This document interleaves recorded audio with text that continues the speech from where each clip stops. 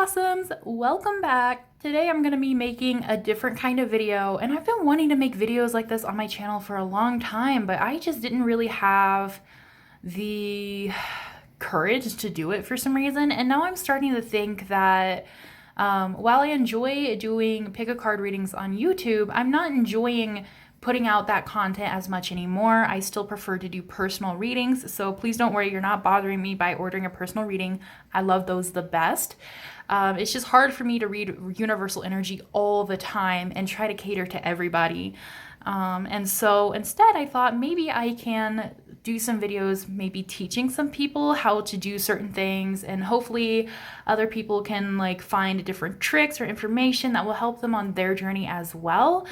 I've seen a lot of stuff going around about pendulums, and so I really wanted to share my take on pendulums and the techniques I use and whether or not they're safe, because I see a lot of different things about it and a lot of misinformation. So I really want to clear things up if I can. I have been using pendulums for a long time. I think I got my first pendulum when I was like 15.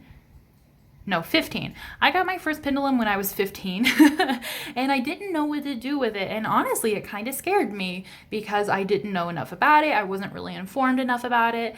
And I just wanted to talk about using pendulums today because pendulums can be easy and fun, though scary. Like if you're worried about it, like attracting negative spirits or like you don't know what you're talking to, I will show you how you can prevent that, okay? Pendulums are like any other tool for divination, such as tarot, such as runes, candle seeing, like things like that, like tea leaf reading. They're all in the same realm. So it's just what you do with it and how you protect yourself and your energy that's going to count. First off, I'm going to move this over here. I have my pendulum here on a little holder. This is one I got while I was in Japan, but I've had a couple of them, and I also have my mom's old pendulum as well. I want to talk about how to choose your pendulum.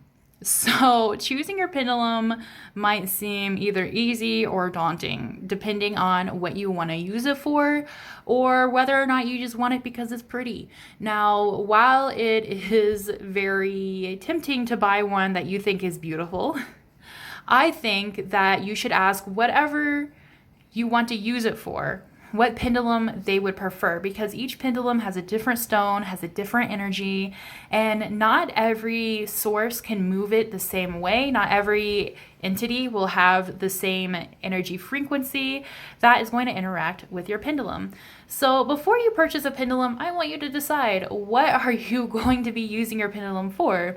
Are you just asking the universe? Are you contacting your spirit guides with it? Or are you contacting your angels with it? Are you contacting another god or goddess with it? Whatever it is, I would honestly, like, I use this pendulum mostly for Holly. I had Holly pick out this pendulum. It's very pretty, but it's not the one I would have chosen. I was a little disappointed in this one, honestly. But even though this one is mainly for Holly, I do use it to talk to my angels. I do plan on getting a pendulum specifically for them because they cannot move this pendulum as well as Holly can.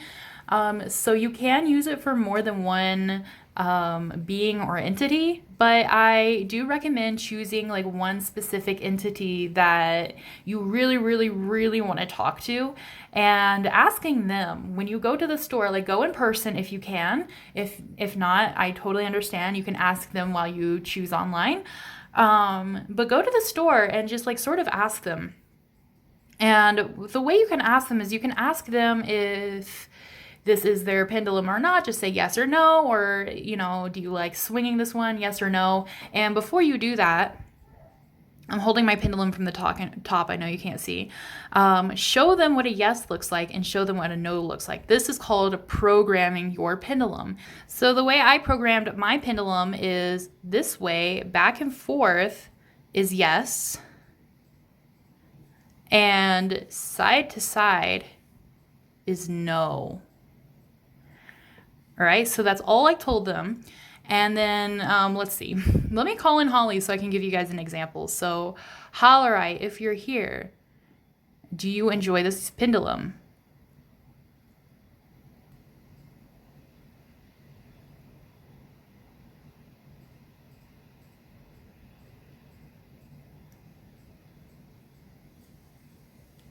he said no because he is messing with me.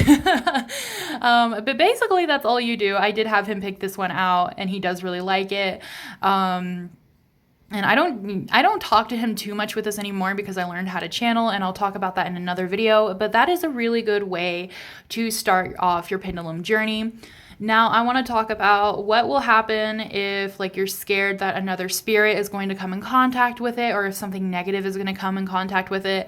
And there is a very, very easy explanation for this, or an easy thing that you can do, so please don't feel scared.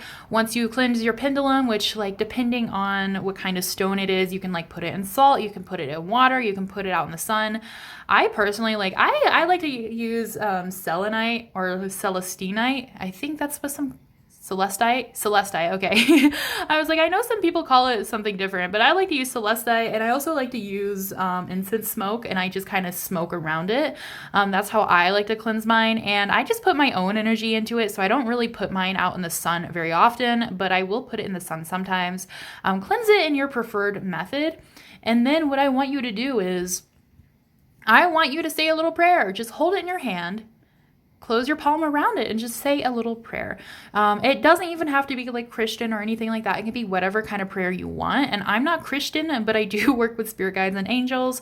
So I like to pray to my spirit guide and my angels. So, and I do this before every use of my pendulum, okay? So I don't just do it once. I do it every single time before I use my pendulum. You don't have to do that. Do whatever you feel most comfortable with, because at the end of the day, this is your pendulum. This is your journey, and you should do whatever feels right to you and what feels right to your gut.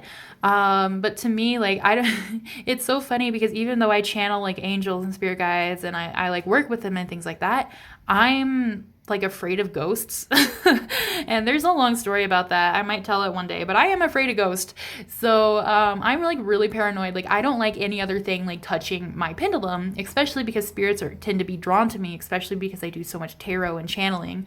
And that's one of the reasons why I say a prayer every time, but I'll say something like, dear Holly and angels, please bless this pendulum. Please pour your energy into this pendulum. Please let only the divine and my divine guides touch and use this pendulum. Thank you so much. Amen. Like I'll just say something similar to that every time. And it's worked really well for me. So now I want to go on to using your pendulum, because I do see a lot of people who just sort of, I don't know, like there's definitely many, many different ways you can use your pendulum. Like you can use your pendulum for Reiki healing. You can use your pendulum to ask questions. You can use it on like a spirit board as well. But I personally, like when I first started my spiritual journey, my pendulum was very good for me because I have really bad anxiety. And I didn't need like a roundabout way, you know what I mean, of asking. So even though I can still channel my angels, if I feel like the message isn't very clear, or if Holly is just kind of giving me a meh kind of answer that like I don't really understand, then I will just ask a yes or no question on my pendulum. And if you're having a hard time like figuring out if they say yes or no, that's where this baby comes in, and that's why I have this here. Literally, you can just simply make your own little spirit board. You can buy them on Etsy too. They're really cute, and I definitely recommend buying them from like a small business. You don't have to, but yeah, literally just write like yes, no, maybe, circle is maybe. Maybe, circle is maybe. And then you can put like, you can put different numbers as well. So like if you want to know like how old your future husband is going to be when you meet them, you can maybe put something like, let's say, just for example, I'm 23. So I'm going to start with my age. I'm going to put 23 to 24. And then I'm going to put maybe, 30, 25 to 30, and then maybe 30 to 35, I'm not doing this very well. I'm doing this through the camera, which is why it looks like shit. But basically, you know, you can kind of get like information through there, and then, you know, just place it under your pendulum. Since I have my pendulum up on a thing, I'm going to take it off so you can like see, like, and I can be like, okay, Holly, if you could stop swinging while I hold the book. There we go. What age is the man I'm going to marry right now? Like, what age is he right now?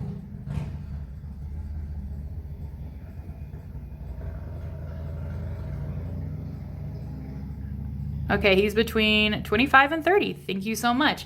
Like, that's all it takes, you know what I mean? And one thing I did learn, I'm trying to put my pendulum back on the stand. One thing I did learn is that when you do use your pendulum and you're feeling kind of like, oh, I don't know if it's really me, or like if it's in my head, just be clear about what you want to ask.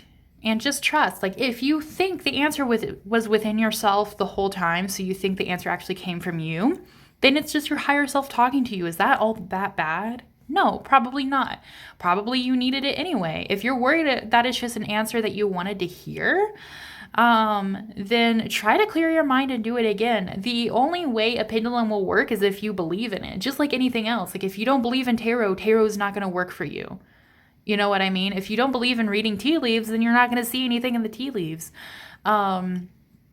Everything that is powered by spirituality is powered by belief, okay? And you can use your pendulum to ask questions. Like, you don't have to ask specific questions like, oh, what's my cousin's middle name or anything like that, but have the pendulum prove itself to you. One of the ways I did this is a funny story. One of the ways I did this was when I was in Japan, my favorite Japanese band was playing, and they had a raffle ticket system, and I didn't know which days to choose because I didn't have that much money, and I didn't want to choose extra concerts just in case, like, I did get them when I didn't really want them, and like maybe I wouldn't get them. You know what I mean? Like, it's a raffle. I could have just not gotten tickets. So I asked my pendulum every single day that was on the tour, which was like 20 days. And I asked it which ones I should apply for, and it only said yes to 2 very different days. So I applied for both of those days, and I got both of those tickets. And my friends that applied to like a ton of other concerts, they all got just one concert, and I ended up getting both. So that was one of the things that made me really realize, I was like, wow, like, thank you. Like, you know what I mean? You can have your pendulum just help you with anything. It can help you find items. It can help you answer day-to-day questions. Like, for me, I have a bad relationship with money. And so I often get really anxious about money, and I'm like, okay, is it okay for me to spend a little bit of money on myself? Like, I have to ask that as a yes or no question because I second guess myself so much. Another way that you can really make your pendulum experience more trustable is getting a stand or something you can put your pendulum on, like I have now. One thing I struggled with, at least, was knowing whether or not I was doing it subconsciously or if it was really my guides.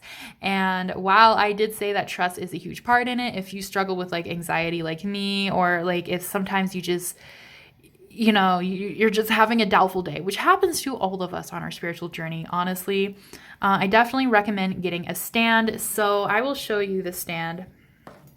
I just got an ornament stand. Like, that's all this is like an ornament stand. And at the top is a little hook, and I know you guys get to see a part of my room that like you guys never see, but at the top is a little hook, and I don't know if you guys can see, but I put like a little string at the end of my pendulum because the top was just too big for it. And I just kind of hook it down like that. I know you guys probably can't see very well. And what I do is like, I just pull it down. I pull down on the string because, like I said before, I pour my own energy into the pendulum. So my guides can use my energy to use it.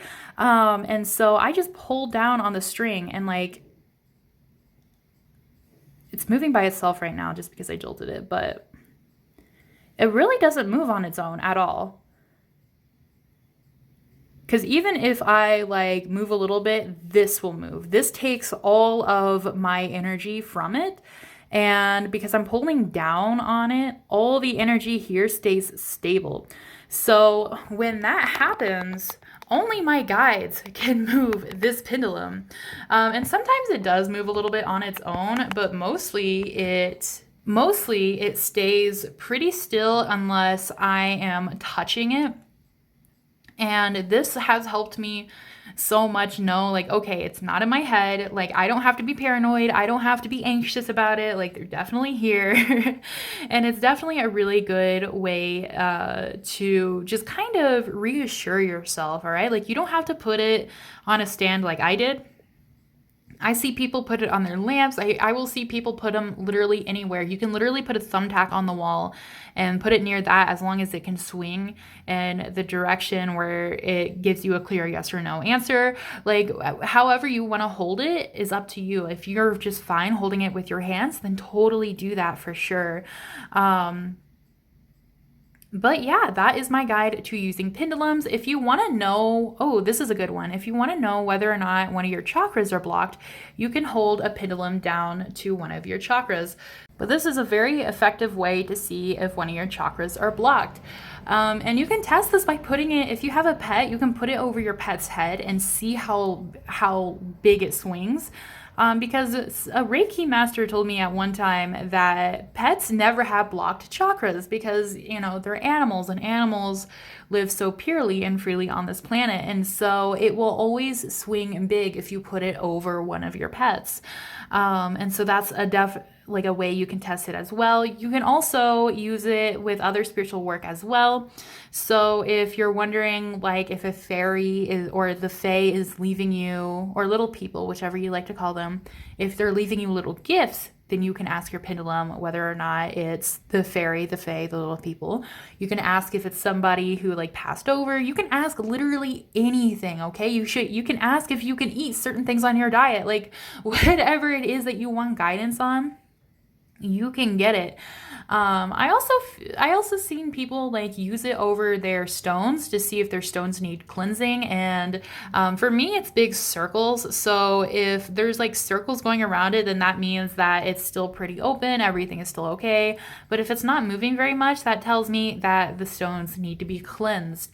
I also like to use it on my tarot decks as well, sometimes just to see if I need to cleanse them or if I need to cleanse my space. Literally any kind of question that you can think of that this baby can move in, you can use it. It will work. Like, it's a great way to get in touch with your guides if you are not comfortable channeling, or if you're just getting started, getting to know them, things like that. Yeah, that's all I have about pendulums. If you would like more videos like this, please let me know. I really want to talk about manifestation, especially manifesting while you have depression, because I know a lot of people think you can't manifest when you have depression, which is not true. And also I want to teach people how to channel, because I feel like channeling is so fun and I wish more people would like get into it. You know what I mean? So I have some fun, easy ways to teach channeling as well. So let me know down below if you enjoyed this video and if you want to see more. And also, if you would like a pendulum reading from me or a tarot reading, again, my readings are open. My email's down below, hollyandashtarot@gmail.com. Just shoot me an email and I will get back to you as soon as possible. And please subscribe for more tarot, pendulum-y manifestation content. And I'll see you guys soon. Thank you guys so much. Have a wonderful day. Bye-bye.